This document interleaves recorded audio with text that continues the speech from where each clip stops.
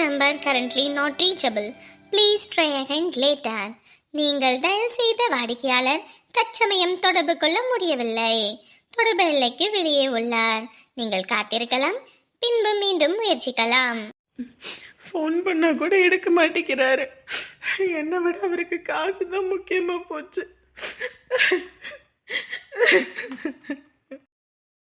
பூங்காத்து திரும்புமா? பாத்தீங்களாங்க, நம்ம புள்ள வாழ்க்கையே அங்கே கனதா கோலம் ஆகி போச்சுன்னு வருத்தத்தில் இருக்கோம்.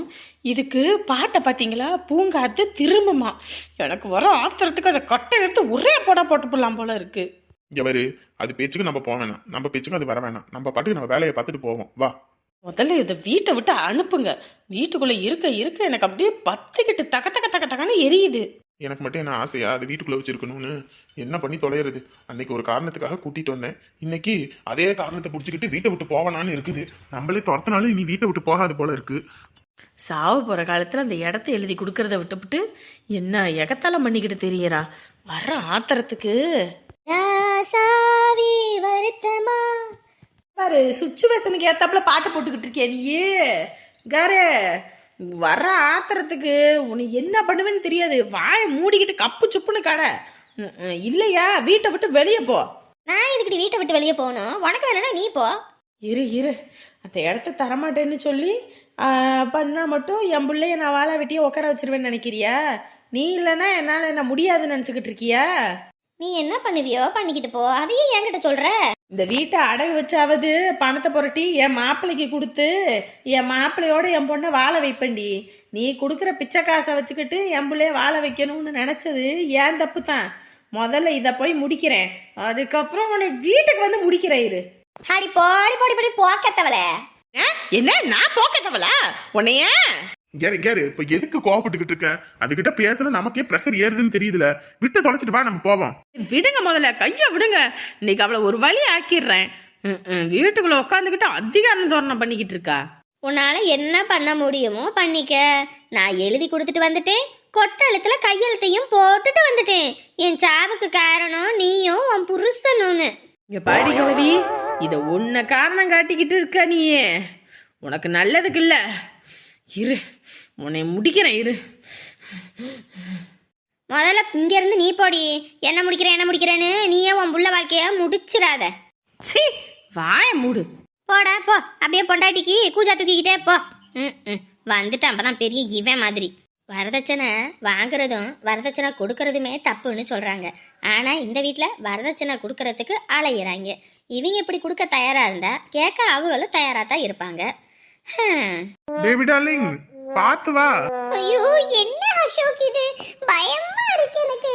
இதெல்லாம் அட்வென்ச்சர்ஸ் பா, அப்படிதான் இருக்கணும். அப்படியே த்ரில்லிங்கா இருக்கணும். எங்கிட்டாவது விழுந்தாலும் வையே பல்லு 16 போயிடும்.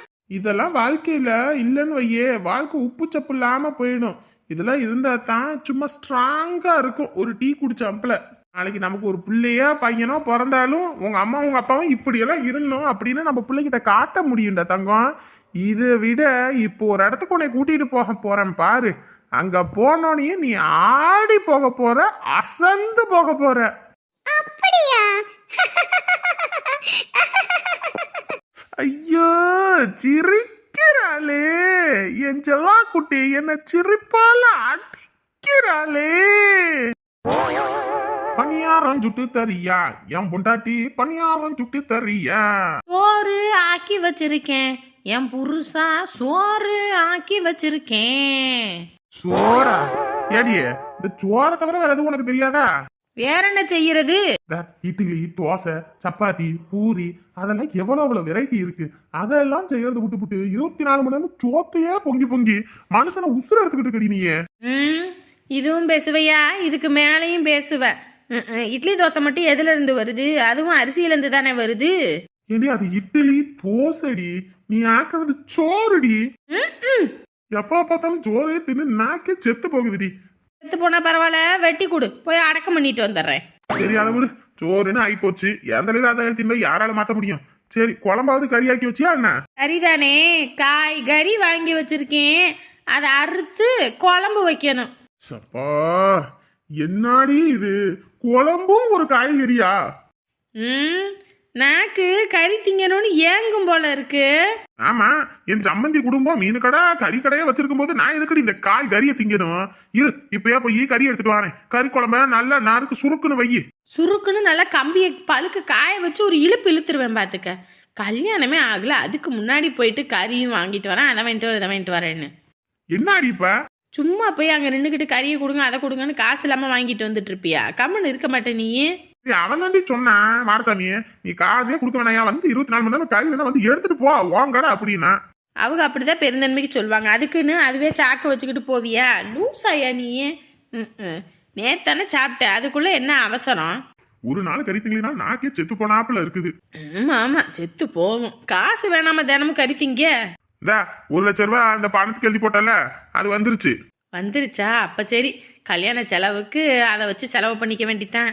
என்னது கல்யாண செலவா? ஏண்டி அப்ப எனக்கு ஒரு 500-1000 கூட தர மாட்டியா? 500 1000 அதுக்கெல்லாம் வழி இல்ல. ஒரு 100-200? அதுக்கு வேலை இல்ல. சரி, ஒரு 50-60. முடியாது முடியாது. எவரு கோவப்பட்டேன்னு வை, கொந்தளிச்சு விடுவே. ஒரு 100-200 ரூபா கொடுக்காம மொத்த பணத்தையும் எடுத்து கல்யாணம் செலவு பண்றியாடியே? யோ, கல்யாணத்துக்கு எவ்வளோ ஆகும் என்ன எதுன்னு தெரியல, விலைவாசி வேற ஏறிக்கிட்டு போகுது. இதில் அதை பார்ப்பனா இல்லை உனக்கு இது பண்ணிக்கிட்டு இருப்பியா? கம்முன்னு இரு, நானே மிச்சம் மீதி எது இருந்தால் தாரேன். பாத்தீங்களா மக்களே, வீட்டில் இருக்க புருஷமாருங்களோட நிலைமை. நம்ம தான் 10 ரூபானாலும் கொண்டு வந்து இவங்க கையில கொடுக்குறோம். ஆனா இவங்க கையில 2000 கோடியே இருந்தாலும் புருஷனுக்கு கொடுக்கறதுன்னா அழுதுகிட்டே தான் இருப்பாங்க. இதுல 1,00,000 மிச்சம் மீதியா? இவங்க கையில போனா என்ன மிச்சம் மீதி? அதுக்கு வேலை இல்லை, அவ்வளவுதான். நம்ம தலையில எழுதியிருந்தது அவ்வளவுதான், ஒண்ணும் பண்ண முடியாது. என்ன இந்த இடத்துல செயின் லூஸ் ஆயிடுச்சோ? அதுதான் போகும்போது தொடக்குன்னு சத்தம் கேட்குது. எப்படி இருந்தாலும் கழுண்டுக்கும் எங்கிட்டாவது ரொம்ப தூரத்துக்கு போனா முதல்ல செயின் மாத்தணும். அங்கெல்லாம் தேடிட்டு வந்தா இங்கே இருக்காரா? என்னங்க ம் ஏங்க, 1,00,000 ரூபா பணத்துக்கு எழுதுனேல, அது வந்துருச்சுங்க. ம் ஏங்க என்கிட்ட பேசக்கூட மாட்டேங்கிறீங்க முகம் கொடுத்து? நான் என்னங்க பண்ணேன்? இப்ப நான் உனக்கு எதுவுமே சொல்லலையே மகா. நீ என்ன பண்ண ஏது பண்ணல அதெல்லாம் நான் எதுவுமே சொல்லலையே. உனக்கு என்ன பண்ணணுமோ அதை நீயே பண்ணிக்கோ, உன் காசு. என்னங்க உன் காசு என் காசுன்னு பிரித்து பேசுகிறீங்க? இங்க பாரு, நீ லோன் வாங்குற, நீ உன் அண்ணனுக்கு கொடுக்குற, இதுல நான் என்னத்த சொல்லட்டும்? சொல்லு பாப்போம். எனக்கு சொல்றதுக்குன்னு எதுவும் இல்லை. உன் விருப்பப்படி நீ என்ன பண்ணணுமோ பண்ணு. ஏங்க அண்ணன்கிட்ட வேணா நான் சொல்லிடுறேங்க, உங்களுக்கு 50,000 கொடுத்துட்டு அண்ணனுக்கு 50,000 கொடுக்குறேன். மகா, எனக்கு காசே வேணாம் மகா, நீ உங்க அண்ணனுக்கே கொடு, சரியா?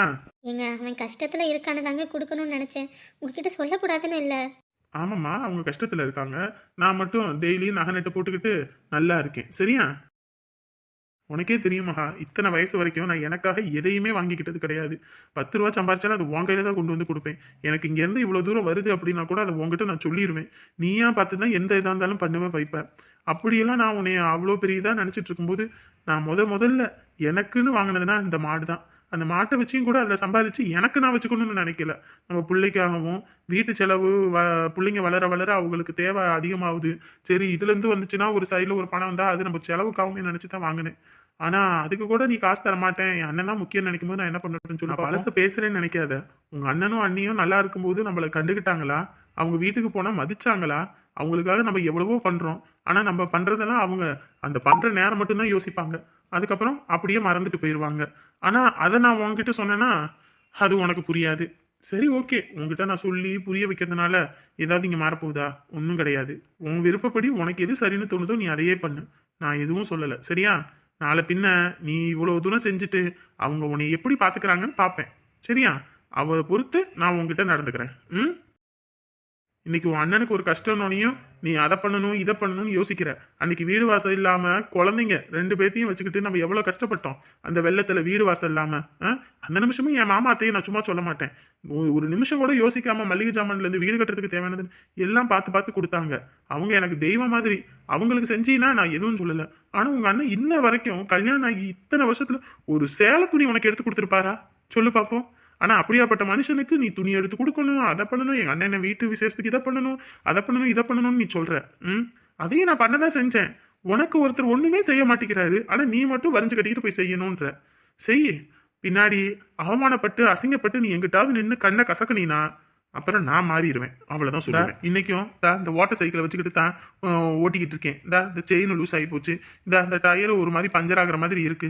இதோட தான் ஓட்டிக்கிட்டு எல்லாமே பண்ணிக்கிட்டு இருக்கேன். நான் நினச்சா கொண்டு வர காசு எடுத்து எனக்கு ஒரு சைக்கிளை வாங்க தெரியாதா? சைக்கிள்னா ஒரு பைக்கோ ஸ்கூட்டியோ வாங்க தெரியாமையா இருக்கு? சொல்லு பார்ப்போம். எதுக்கு?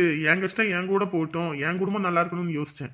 ஆனா நீ என்னைக்குமே உன் குடும்பத்தை பத்தி மட்டும்தான் யோசிக்கிறேன்னு புரிஞ்சிருச்சு மகா. சரி என்னமோ பண்ணு. அசோக் கண்ணை திறக்கட்டுமா? பட்டுக்குட்டி கொஞ்சம் பொருடா தங்கம், சொல்லும் போது கண்ணை திறக்கலாம் சரியா? இன்னும் கொஞ்சம் தூரம் தான், 2 எட்டு எடுத்து வை, அதுக்கப்புறம் உன் கண்ணை திற, அப்புறம் புரியும். இதுக்கு மேல நான் கண்ணை திறக்காம இருக்க மாட்டேன், கண்ணை திறக்கிறேன். 2 எட்டுடா, 2 எட்டு எடுத்து வை. ஐயோ எனக்கு பயமா இருக்கு. நான் இருக்கும்போது நீ எதுக்கு பயப்படுற? Open your eyes. இன்னும் அப்படியே கொஞ்சம் கீழா பாரு.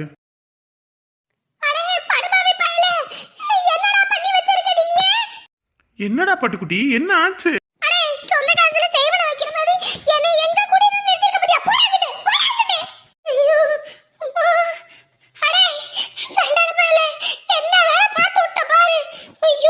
பேபி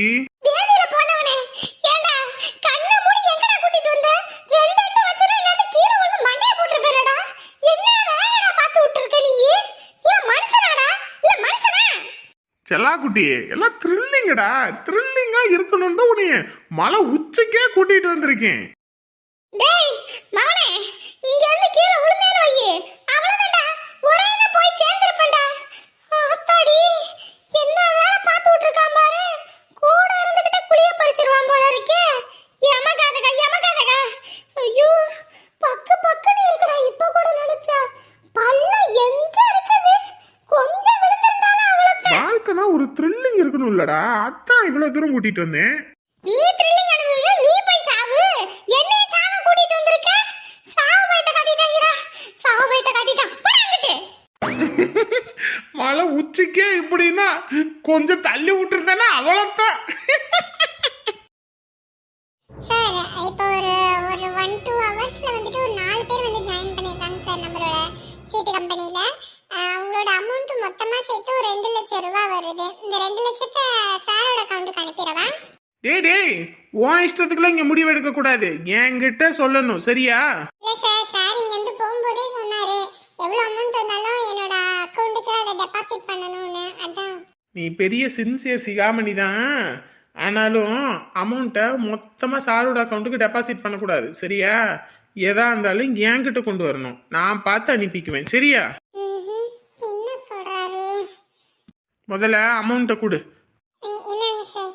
இப்போ நான் எதுக்கு இந்த அமௌண்ட்டை கொடுக்க வேணாம்னா, யார் யார் போட்டிருக்காங்க என்ன ஏதுன்னு சாருக்கு தெரியாதுல்ல. இப்போ நீ அப்படியே அனுப்பிட்டீங்கன்னா சாருக்கு கணக்கு வழக்கு தெரியாதுல்ல.